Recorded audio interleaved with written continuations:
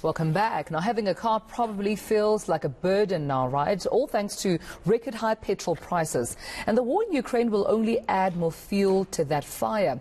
Motoring journalist Francisco Nwamba joins us now with tips on how to maneuver around the high prices. Good morning to you, Francisco. Before we get into those tips, which are so important and I can't wait to get them, how has been the outrage and just the feedback and response from motorists, especially since those record fuel prices were announced? Well, the other day, myself and my wife went to go fill up, and we had an opportunity for us to be able to take in our surroundings. And it was absolutely scary to see just how many people during the day were filling up their vehicles. And the sentiment was all the same. We were all wondering, when is this going to get a bit better? And what is going to be an alternative for us as consumers? So I think the general consensus out there is that many people are concerned. So it is a bit of a scary time when it comes to just these fuel prices. It is hitting many of us quite hard. Now, are there any other alternatives? Because at this point, we're all trying to scramble just to make sure that our pockets stretch. The little money that we have goes a long way. But when it comes to motoring, these petrol prices and hikes, what can we do? What alternatives are there? So there are quite a few alternatives depending on your situation currently.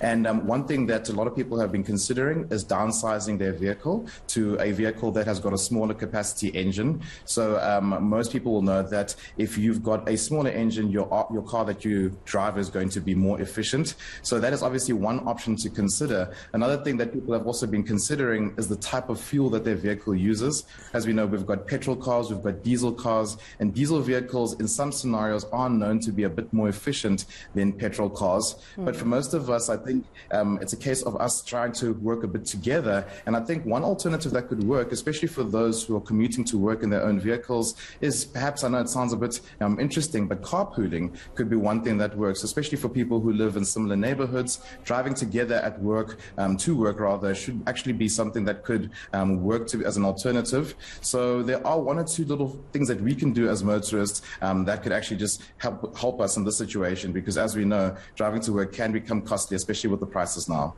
Are some motorists considering using public transport now, parking their cars at home, using it only for, I don't know, weekends or leisure or holidays, and using public transport to commute to work and back?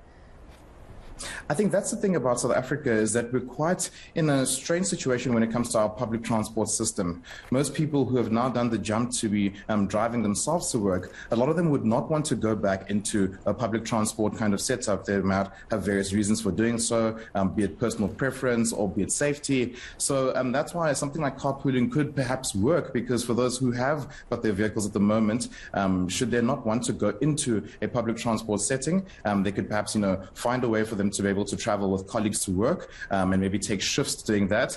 But of course, at the same time, we do know that should a situation push come to shove, public transport would be an option that many would consider. And it's just a case of us now understanding what that type of public transport would be. So I guess it's very circumstantial based, but we would need to obviously find a solution, because as we said, many of us are looking for ways to be able to find cheaper ways to get to and from work. And I think naturally as South Africans, our cars are quite special to us. Many of us, it's not just about going from A to B, it's about what a vehicle represents for you. So I think we're going to have to forego some of those things right now and focus on what's very important, which is obviously cost saving.